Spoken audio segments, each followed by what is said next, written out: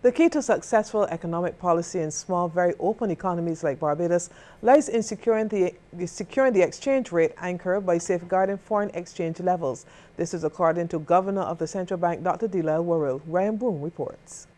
Dr. Warrell made the comment while delivering remarks at the meeting of Network of Central Banks and Finance Ministries of Latin America and the Caribbean in Washington, D.C. The central bank governor says economic growth in Barbados will not resume until the foreign exchange sectors get moving again. He says despite some declines, Barbados remains very competitive in tourism, international business, and alcoholic beverages. Dr. Warrell also commented on the assessment of Barbados by some international rated agencies and global financial institutions like the IMF. He says the main thing Barbados needs from the international community is a better understanding of the country's reality and support for its policies. Dr. Rose says what has happened instead is that the IMF, ratings agencies, OECD, and others have all taken well-meaning initiatives that have in some way threatened the success of our adjustment and growth strategy. Ryan Broom for CBC News.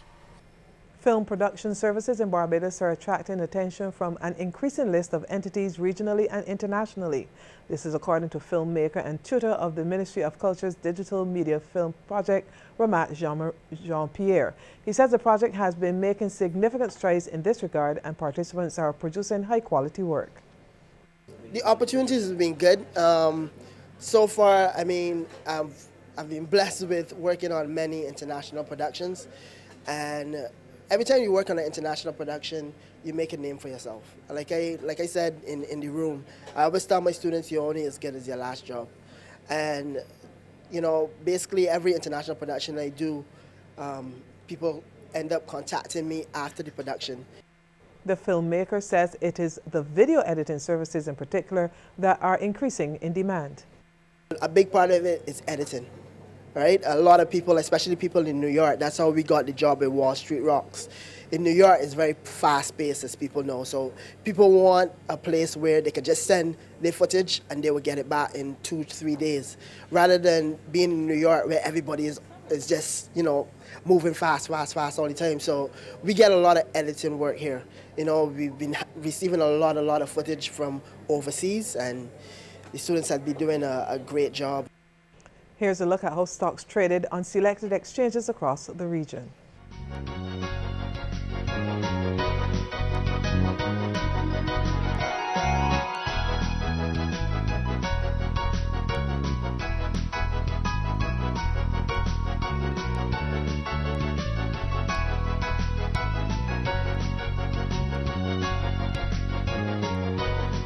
After over 40 years of public service, Cedric Murrell is signing out as Chief Air Traffic Control Officer.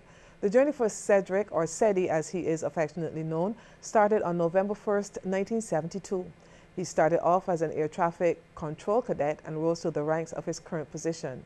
Family and friends from the Granny Adams International Airport and fellow union colleagues gathered for a special function to say thank you and toast Murrell's 42 years of service. Minister of Tourism and International Transport Richard Seeley describes Murrell as kind and effective in his various fields. It is my understanding that for most of its existence, the Air Traffic Controllers Association has had Cedric as its president, and as a position for which you're elected to as well. You're not president for life. I think you got to be elected every year, and there must be a reason why his colleagues would constantly re-elect him. And I think because they recognize that his thorough, analytical, cerebral approach to these things is something that can work and can be just as effective as the other style that others choose to employ. Union colleague Dennis Clark described Murrell as a meticulous man who had the NUPW at heart and gave of his best. He has that balancing type of spirit about him where he brings a level that is a mature level that is needed at those council meetings. Obviously, he will be missed when he goes off with his family, and I am happy to see him going and that he will spend a greater time with his family. On behalf of the UNA, we want to say to his dear wife, thank you for lending him to us. And the man of the moment, Cedric Merle, reminisced on his younger days working as a billing clerk, then a teacher, and finally landing a paying job at the airport. He says the journey was an enjoyable one. I want to give thanks to all of the colleagues, old and young, past and present, for that wonderful journey which I would have had as an air traffic control officer, from a cadet to chief of air traffic, and also being an instructor for a while. I want to give a special thanks to my dear wife, Annette, who would have been with me for 40 of those 42 years. Merle enters pre-retirement leave today and officially retires on July 1st. Deanne Skeet is to act in that post. A Barbadian with roots in Trinidad has added her name to the growing list of centenarians.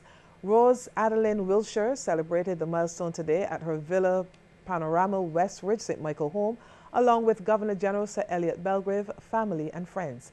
The mother of 9, all of whom are still alive, was lauded as a disciplinarian who insisted that they all strived for a good education.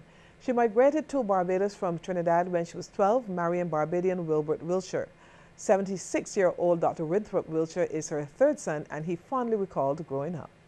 In 1991, she taught me to overcome my fear of the deep in the sea. Like, I used to swim parallel to the shore, but I could stand up. And she taught me to swim out. And it's the best, one of the best gifts she's ever given. Because now I swim out and say this and heaven too, because there's another world out there. And up to last year, when she was 99, she was swimming in Bronx Beach. His sister, former UNDP resident representative Dr. Rosina Wilshire, said her mother also urged them to strive for the very best. Treat everyone with respect, no matter who they are. Those were the lessons that she taught. Respect, regardless of the person's birth or what you may think of them, where you think they may have come from. These are your brothers and your sisters, and you have to give back.